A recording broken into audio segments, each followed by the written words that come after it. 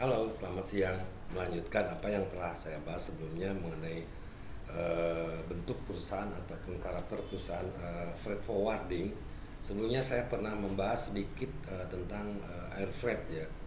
Sebetulnya bentuk daripada perusahaan transportasi kargo freight forwarding ataupun forwarding company cukup banyak ya. Sedikit saya pernah bahas masalah air freight forwarding internasional khususnya.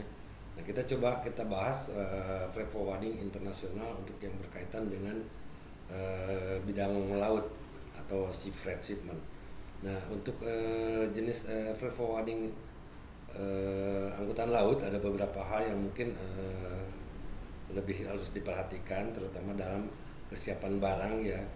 Jadi apa saja tugas freight forwarding untuk handle ataupun treatment pengiriman via laut gitu. Jadi yang pertama-tama yang dilakukan oleh pihak freight forwarding adalah mengecek daripada jenis ataupun bentuk barang yang akan dikirim ya. Dalam hal ini ada beberapa karakter barang yang mungkin bisa ditangani oleh perusahaan forwarding, dan itu pun mungkin harus lebih diperhatikan mengenai tata cara dan aturan kepabeanan, karena beberapa barang diatur tata niaganya dalam regulasi kepabeanan khususnya untuk impor ya. Untuk impor mungkin ada beberapa aturan yang memang harus diperhatikan dalam hal ini terkait dengan aturan-aturan bea cukai ya, dalam hal untuk masalah bea masuk, PPN ataupun PPH, ataupun hal yang terkait dengan lartas atau fasilitas ya, larangan dan pembatasan juga, dan komoditi-komoditi tertentu yang memang harus diikuti aturan-aturannya untuk memperlancar dokumen, memperlancar proses pengiriman barang itu juga gitu ya. Dalam ini apa sih fungsi daripada freight forwarding? Freight forwarding laut ataupun udara berfungsi untuk memudahkan pengerjaan suatu pengiriman dalam hal penghitungan barang, moda transportasi ataupun pengaturan masalah penyelesaian dokumen kepabeanan. Dan beberapa kasus memang ada beberapa eksportir ataupun importir yang belum mengetahui apa yang harusnya mereka dilakukan, itu bisa konsultasi dengan perusahaan freight forwarding. Dalam hal ini freight forwarding wajib membantu setiap shipper ataupun pengirim pihak customer dalam mengedukasi tata cara dan tata aturan untuk handling dan aturan kepabeanannya. Karena ini tidak terlepas dari hal yang terkait dengan aturan internasional juga selain aturan lokal ya. Dalam hal ini untuk aturan ekspor diatur tata niaganya oleh bea cukai, dan untuk hal lain yang terkait dengan freight forwarding adalah pengukuran barang atau handling daripada barang itu sendiri gitu. Jadi ada beberapa kondisi yang memang harus diikutin. Satu, mengenai pemilihan transportasinya, pemilihan moda transport yang akan digunakan dan bentuk daripada pengiriman itu sendiri. Ada bentuk pengiriman dalam bentuk LCL ataupun dalam bentuk full container ataupun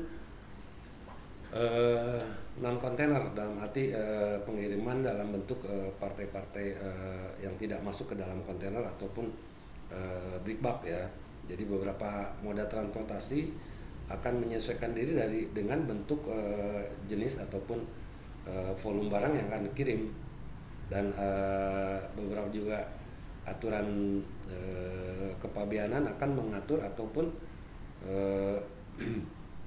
harus diikuti sesuai dengan karakter itu barang sendiri. Apakah barang tersebut barang yang memang tidak diperbolehkan diimpor ataupun diekspor, dan itu ada tercantum dalam data dari kepabeanan ya, bisa dilihat di situs bea cukai INSW. Sebaiknya sebelum melakukan pengiriman dilakukan dulu pengecekan atas aturan barang-barang yang akan dikirim.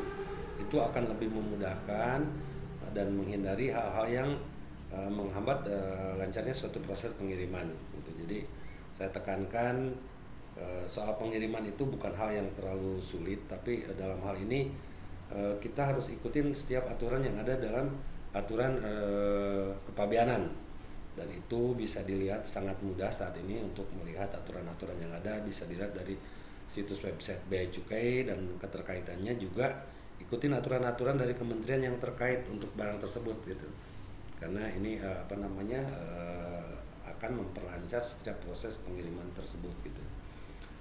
Dalam perkembangannya setiap eksportir wajib konsultasi dengan pihak freight forwarding untuk masalah handling, treatment, mulai dari proses pengiriman sampai tujuan barang tersebut gitu ya, mulai dari dokumentasi, mulai dari ukuran barang ataupun proses dan cara pick up barang sampai cara pengepakan, cara pemuatan ataupun pengapalannya gitu.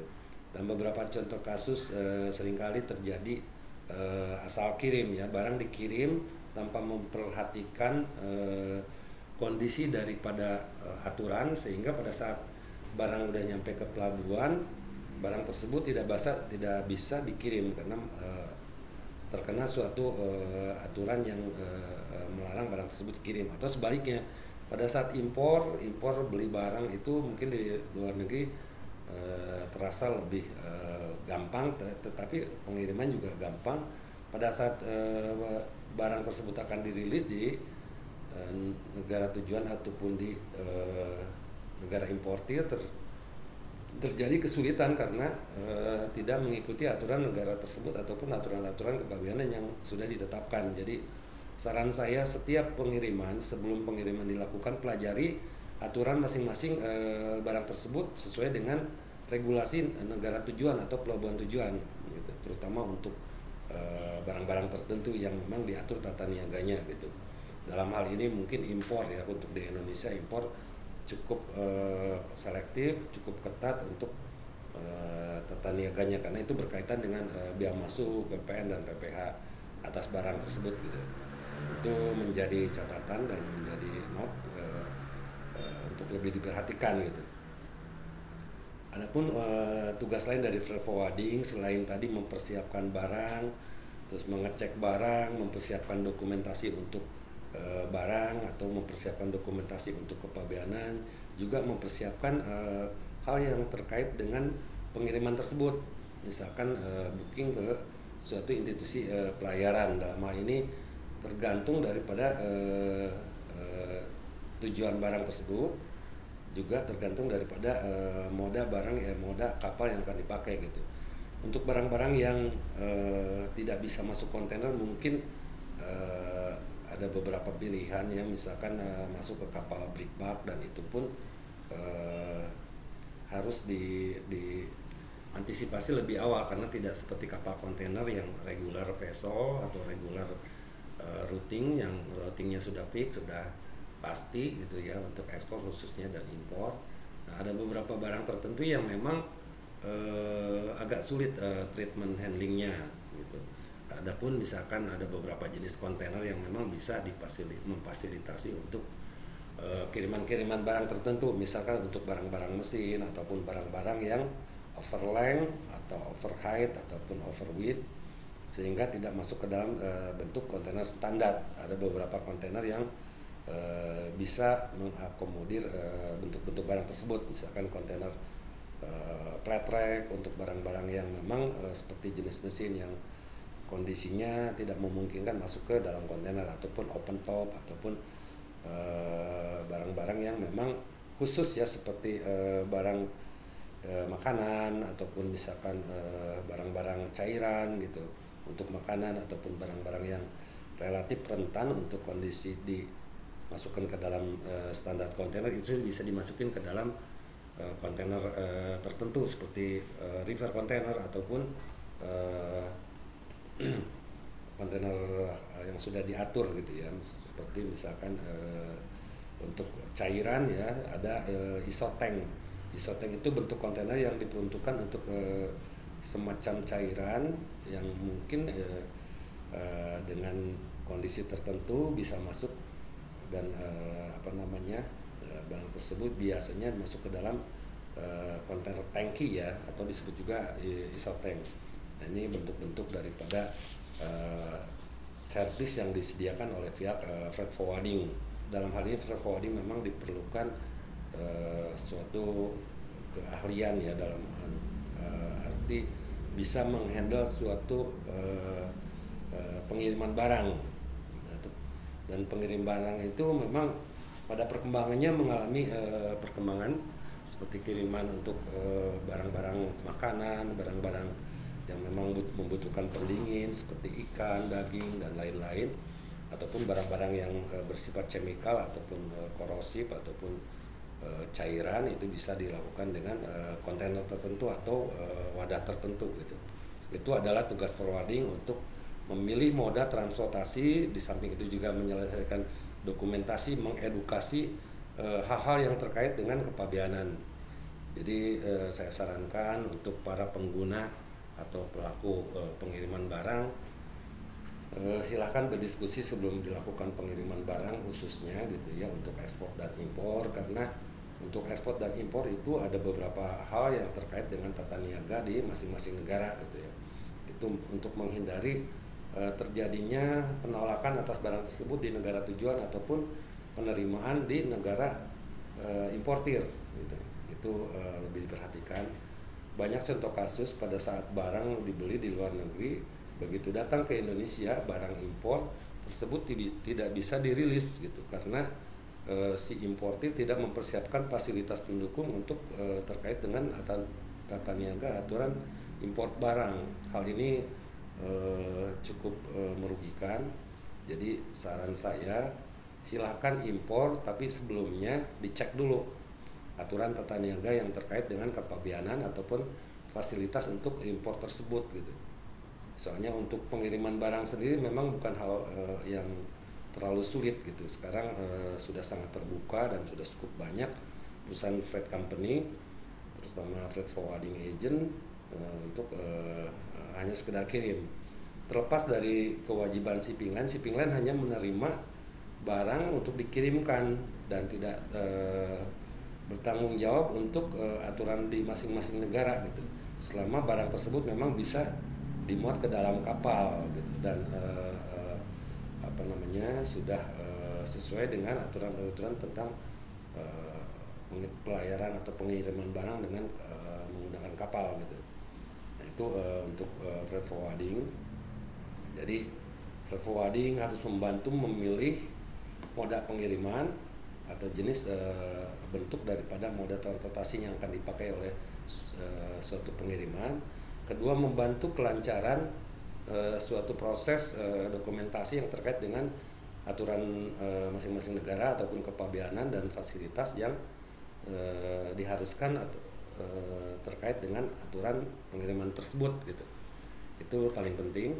Sisi lain juga forwarding harus mengatur juga penerimaan barang di negara tujuan. Jadi forwarding yang benar adalah forwarding yang mempunyai keagenan di setiap negara umumnya ya, istilahnya dalam arti dia akan berkorelasi atau berkorporasi bekerjasama dengan keagenan forwarding di negara tujuan itu untuk memudahkan proses pengeluaran barang dan penebusan DO sehingga barang tersebut bisa diawasi gitu. Itu kondisi lain daripada freight forwarding. Juga forwarding membantu mengukur mengedukasi setiap bentuk daripada barang yang akan dikirim karena barang-barang tersebut bisa saja ada barang-barang yang memang ada special treatment ya, itu pada prakteknya freight forwarding gitu ya, sebagian dari fungsi dan kewajiban dari perusahaan freight forwarding gitu. Dia juga melakukan booking untuk beberapa pelayaran ataupun maskapai penerbangan, itu bisa dilakukan freight forwarding. Juga freight forwarding di sini bisa mengatur suatu proses pengiriman daratnya, handling untuk pengiriman atau pengambilan barang di kondisi sebelum dikapalkan. Dalam beberapa kondisi freight forwarding memberikan beberapa servis ya, seperti port to port, door to door, DDU, delivery destination unpaid, DDP, delivery destination paid, dalam arti mereka pengiriman barang sampai si penerima door to door ya, dalam arti barang tersebut dia bantu dikirimkan dibayar semua oleh pihak forwarding kecuali pajaknya itu delivery destination unpaid, terus ada DDP delivery destination paid. Jadi pengiriman barang sampai ke penerima dibayar semua oleh pihak freight forwarding untuk ditagihkan ke pihak pengirim. Itu beberapa kondisi pada perkembangan servis daripada freight forwarding. Atau misalkan untuk kondisi impor ada ex-work ya. Ex-work itu pengambilan barang dari mulai produsen di negara importir sampai dengan pelabuhan tujuan. Atau ex-work, ex-factory ini terkait dalam aturan Incoterm 2020. Pernah beberapa kali saya bahas mengenai Incoterm dan prosedurnya juga alur dari flowchart operasional daripada Incoterm gitu. Jadi sebaiknya Incoterm juga untuk para eksportir importir untuk saat ini, karena memang setiap negara udah memberlakukan regulasi yang cukup ketat untuk prosedur pengiriman barang ekspor impor, itu dipelajari, diikutin supaya tidak ada masalah di saat pada pengiriman ataupun penerimaan barang ekspor atau penerimaan barang impor. Nah, pada saat kondisi pengiriman, hal-hal yang terkait dengan dokumentasi dan aturan mengenai pengiriman barang itu bisa dibantu oleh pihak forwarding atau ditanyakan ke pihak forwarding, dan memang disarankan pilihlah freight forwarding yang memang cukup pengalaman atau paham mengenai aturan-aturan Incoterm. Itu sangat penting. Jadi tidak hanya freight forwarding itu menerima barang untuk dikirimkan aja di negara pengirim, dia juga harus sedikit memahami aturan-aturan yang ada di negara tujuan, dan itu bisa ditanyakan ke pihak buyer atau dimintakan apa yang diminta dari pihak buyer untuk proses custom ataupun kepabeanan di negara importir. Nah, sebaliknya juga pihak importir di sini sebaiknya sebelum mengirim atau membeli barang dan mengirimkan barang melalui jasa freight forwarding di luar negeri, dipelajari dulu atau ketahui dulu aturan-aturan impor yang terkait dengan barang tersebut untuk menghindari ditolaknya barang untuk dirilis ataupun barang tidak bisa dirilis dari pihak kepabeanan karena tidak sesuai mengenai regulasi ataupun aturannya. Hal ini sering terjadi, jadi saya sarankan pihak importir sebelum mengirim atau melakukan suatu transaksi pengiriman barang dari luar negeri, kalau pembeli misalkan ataupun melakukan transaksi pengiriman barang oleh pembeli oleh penjual, sebaiknya dipelajari dulu aturan-aturan regulasi impor terkait kepabeanan ataupun hal yang terkait dengan fasilitas impor di negara importir gitu ya. Karena ini sangat prinsip dan sering terjadi barang setelah diimpor tidak bisa dirilis, kalaupun dirilis harus bayar bea masuk yang cukup tinggi ataupun sama sekali tidak bisa dirilis sehingga barang tersebut menjadi masalah gitu. Itu saran saya gitu. Nah, itu untuk kondisi user ataupun pengguna perusahaan freight forwarding company ya, khususnya untuk laut. Jadi untuk laut ini ada beberapa handling yang bisa dilakukan oleh perusahaan freight forwarding. Misalkan freight forwarding bisa membantu untuk pick up barang, pengambilan barang dengan tracking, ataupun untuk LCL, untuk full container. VLCL itu partai kecil, less container loaded. Full container itu FCL, pengiriman dalam jumlah yang bisa dimasukin ke dalam satu kontainer. Kalau LCL itu digabung oleh freight forwarding, digabung dengan barang lainnya, tetap dikirim dalam satu kontainer itu untuk kondisi konsolidator gitu. Nah, itu sebaiknya konsultasi dengan pihak freight forwarding apa yang harus dilakukan untuk suatu pengiriman barang.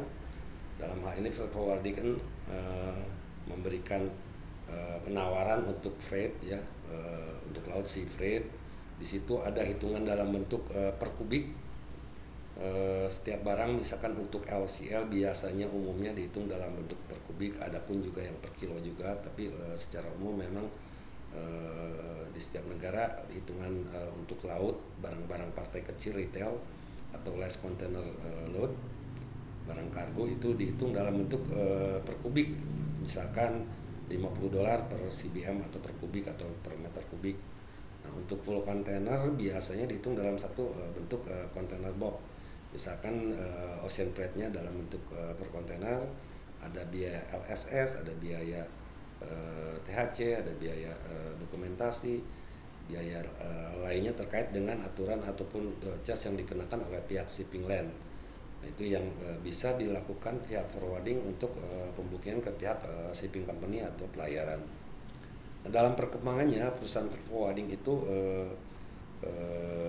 terbentuk dari beberapa jenis pelayanan ya. Jadi ada beberapa forwarding dalam perkembangannya mengkhususkan diri atau menjadi spesialisasi gitu. Ada freight forwarding yang khusus dalam pekerjaan pengiriman barang-barang material project ataupun barang-barang mesin-mesin project ataupun material yang sifatnya khusus untuk suatu project besar ataupun alat-alat besar gitu. Maksudnya secara barangnya ini dinamakan freight forwarding project cargo gitu. Dan sekarang bentuk-bentuk forwarding ini sudah mengarah ke spesialisasi ya. Ada freight forwarding hanya menerima instruksi dari overseas-nya atau dari networking di luar negeri, dan ini biasanya mereka tidak melakukan pencarian customer lagi karena mereka udah disupport dari overseas-nya, dari networking-nya. Ini biasanya freight forwarding keagenan dari cabang di luar negeri atau top member dari freight forwarding di luar negeri. Biasanya ordernya dinamakan order nominasi ya. Jadi mereka dapat instruksi dari keagenan di luar negeri untuk melakukan pengambilan barang di pengirim-pengirim tertentu atau shipper ya. Dan ini biasanya secara freight biasanya collection ataupun ditagihkan. Itu freight forwarding biasa freight forwarding asing. Mereka udah mempunyai pasar tersendiri di industri-industri tertentu, ada di si importir ataupun eksportir tertentu. Jadi itu biasanya freight forwarding nominasi disebutnya.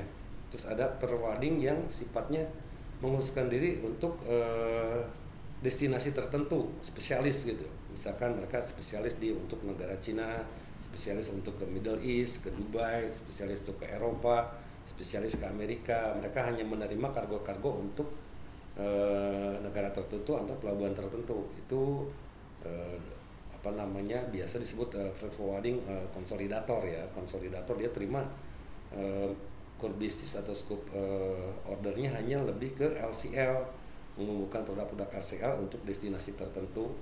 Itu biasa disebut freight forwarding konsolidator. Terus ada forwarding yang tidak punya produk khusus gitu ya. Misalkan dia hanya nerima apapun, full container, cargo project ataupun LCL, dan itu biasanya mereka melakukan co-load ya, cooperation loader, disebut freight forwarding co-loader. Atau ada freight forwarding yang mempunyai kontrak dengan perusahaan pelayaran tertentu sehingga dia menjadi semacam agen daripada pemasaran dari perusahaan pelayaran. Itu biasanya forwarding keagenan. Jadi dia forwarding tapi dia punya kontrak rate dengan pelayaran dan menjual rate tersebut ke pihak shipper ataupun customer client. Dan itu dia mengkhususkan diri menjual full container gitu. Dalam perkembangannya memang banyak forwarding dengan spesialisasi tertentu gitu. Ada freight forwarding juga yang mempunyai space kapal. Space kapal, dia mempunyai kontainer tapi tidak mempunyai kapal, dan ada joint kontrak di slot kapal. Itu namanya freight forwarding NVOCC ya, non vessel on common carrier. Jadi dia punya kontainer, dia kerjasama mengontrak space kapal dan rute tertentu, sehingga dia seolah perusahaan pelayaran tapi tidak punya kapal. Nah, ini kategorinya bisa dimasukkan ke dalam freight forwarding NVOCC ya, non vessel on common carrier. Nah, ini mereka bisa menjual full container dan bisa menerbitkan BL gitu ya. Semua freight forwarding bisa menerbitkan BL yang diterbitkan oleh perusahaan freight forwarding, namanya House Bill of Lading gitu. Itu untuk kondisi freight forwarding ya. Nah, Ada forwarding yang khusus juga menangani impor, khusus dia menangani hanya impor.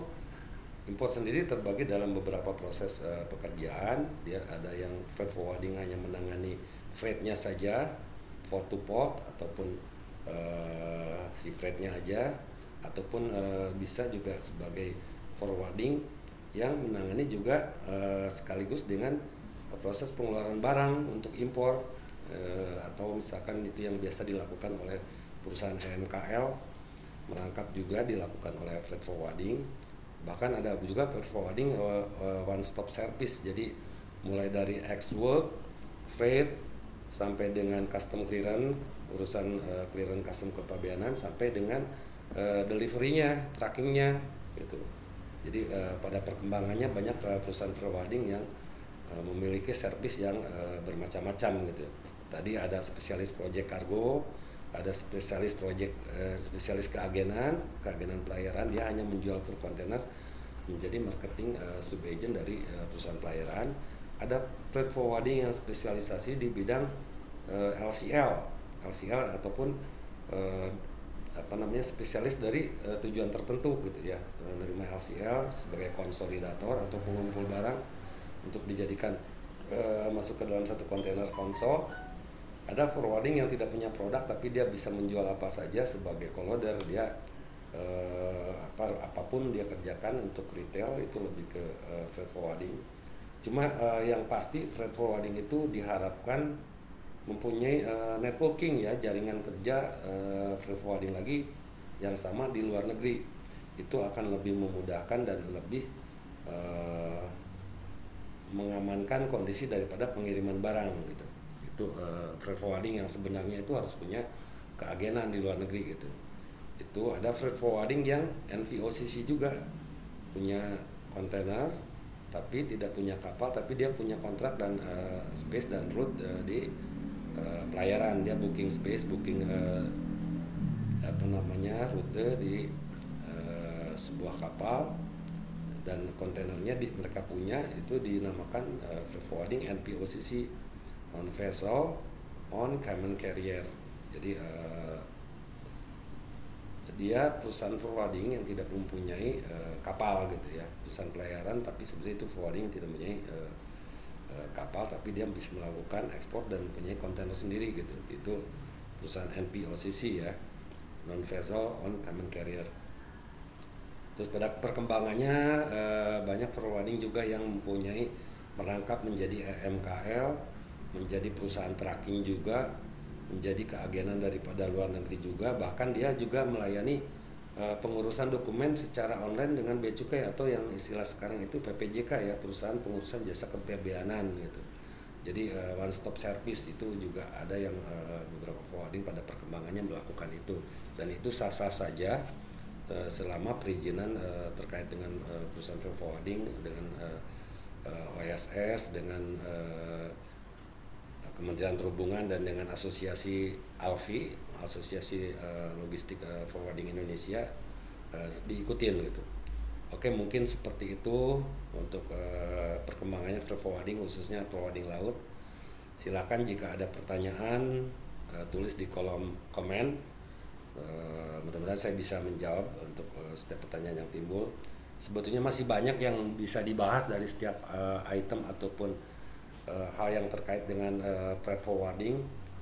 Saya baru jelaskan dua hal, satu air freight itu pun belum lengkap, terus sea freight, ada juga forwarding yang bergerak dalam bidang darat gitu ya, angkutan darat, ataupun freight forwarding yang melakukan usahanya dalam bentuk pengiriman kereta api ya, itu juga bisa dikategorikan perusahaan freight forwarding. Jadi cukup banyak pada perkembangannya bisnis freight forwarding ini, dan sebagai negara maritim dan negara kepulauan, saya cukup yakin freight forwarding ini tetap menjadi lahan yang cukup baik ya dalam hal bisnis logistik. Seperti itu mungkin pendapat saya. Ada beberapa hal lain yang mungkin nanti akan saya bahas secara detail, bentuk-bentuk freight forwarding, mulai seperti freight forwarding project cargo, freight forwarding keagenan, freight forwarding konsolidator, freight forwarding NVOCC, freight forwarding yang lengkap ya, one stop service ya, seperti freight forwarding yang punya beberapa service yang terkait dengan transportasi kargo ataupun logistik. Demikian saya sampaikan pembahasan masalah freight forwarding sore ini. Nanti kita bahas secara detail untuk masing-masing bentuk freight forwarding. Terima kasih. Mudah-mudahan ada manfaatnya apa yang sudah saya sampaikan.